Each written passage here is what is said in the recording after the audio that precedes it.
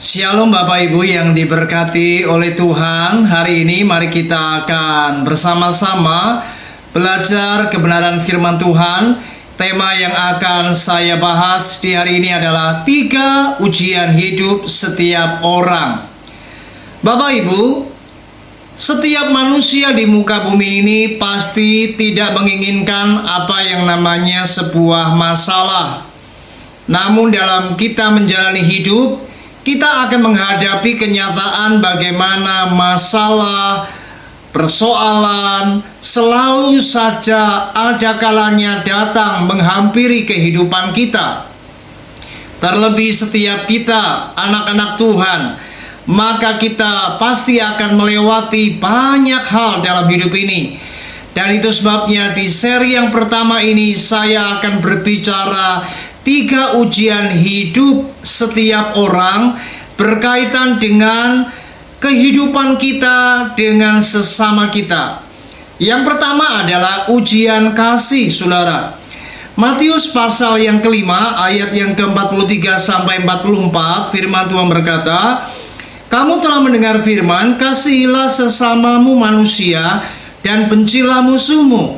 Tetapi aku berkata kepadamu, kasihilah musuhmu dan berdoalah bagi mereka yang menganiaya kamu." Tidak ada orang yang ingin dibenci.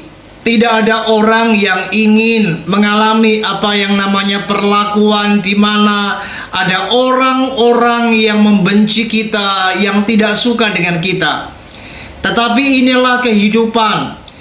Sebaik-baiknya kita melakukan apapun, ada kalanya orang-orang yang ada di sekitar kita, apakah itu di kantor, apakah itu di gereja, atau di sebuah komunitas, bahkan di organisasi, kita akan menjumpai orang-orang yang tidak menyukai hidup kita, saudara.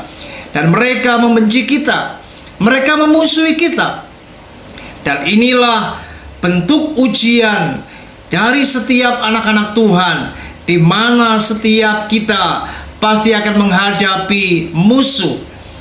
Dan jikalau kita tidak mengalami perkara ini, bagaimana kita dibenci, bagaimana kita tidak disukai, maka kita tidak akan belajar apa yang namanya kasih.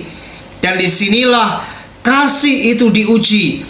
Apakah Anda bisa mengasihi orang-orang yang membenci kehidupan kita? Dan Yesus mengajar supaya kita mengasihi musuh kita. Yang kedua, saudara, yaitu ujian kesabaran.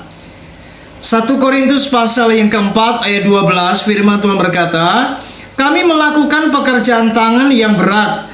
Kalau kami dimaki, kami memberkati. Kalau kami dianiaya, kami sabar." Rasul Paulus di dalam pelayanannya menghadapi banyak cobaan, rintangan, banyaknya penderitaan. Rasul Paulus mengalami apa yang namanya dimaki-maki orang. Pelayanannya dicaci maki, ada orang-orang yang menghina bahkan menganiaya Rasul Paulus di dalam pelayanannya. Inilah fakta kehidupan, saudara. Kita tidak bisa menghindari akan adanya tekanan, penderitaan, cacian, hinaan dari orang-orang yang mungkin tiba-tiba datang dan mereka menganiaya kita, mencaci maki kita, menghina kita. Dan inilah ujian kehidupan yang kedua, di mana kita akan menghadapi fakta ini. Dan disinilah kesabaran kita diuji. Apakah Anda dapat belajar sabar di tengah penderitaan yang kau alami? Belajar sabar ketika harga dirimu diinjak-injak. Belajar sabar ketika orang menghina kita. Mari belajar sabar, saudara. Orang yang sabar itu tidak mempersoalkan apa yang terjadi. Orang yang sabar menghiraukan setiap hinaan dan cacian. Itu sebabnya mari belajarlah sabar.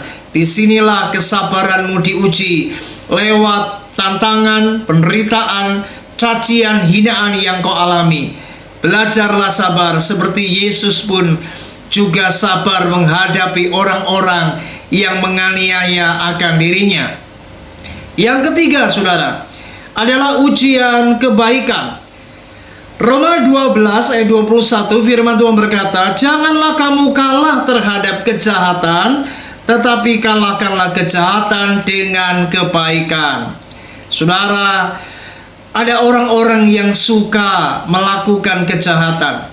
Mereka adalah orang-orang yang selalu melakukan tindakan-tindakan yang tidak terpuji. Ada kalanya mereka berlaku jahat terhadap kita, karena memang mereka adalah orang-orang yang karakternya jahat. Dan ada kalanya kita akan menemui dan mendapati orang-orang seperti ini di sekitar kita, dan kita akan diperlakukan tidak baik oleh orang-orang seperti ini. Ketika kita diperlakukan tidak baik, ketika kita dijahati, saudara, dapatkah kita tetap berbuat baik? Ini tidak mudah seperti yang diucapkan. Tetapi firman Tuhan mengajar kita, apapun perlakuan yang jahat yang kita terima, belajarlah untuk tetap melakukan apa yang baik. Balaslah kejahatan bukan dengan kejahatan, tetapi kejahatan dengan kebaikan. Balaslah setiap perbuatan jahat orang-orang yang melukai kita dengan kebaikan. Mari doakan mereka, lakukan kebajikan kepada mereka yang melakukan kejahatan. Karena dengan kita berbuat demikian, kita menaruh bara api di atas kepala mereka. Kalau kita berbuat baik kepada mereka yang berbuat baik, itu biasa, saudara. Dunia bisa melakukannya.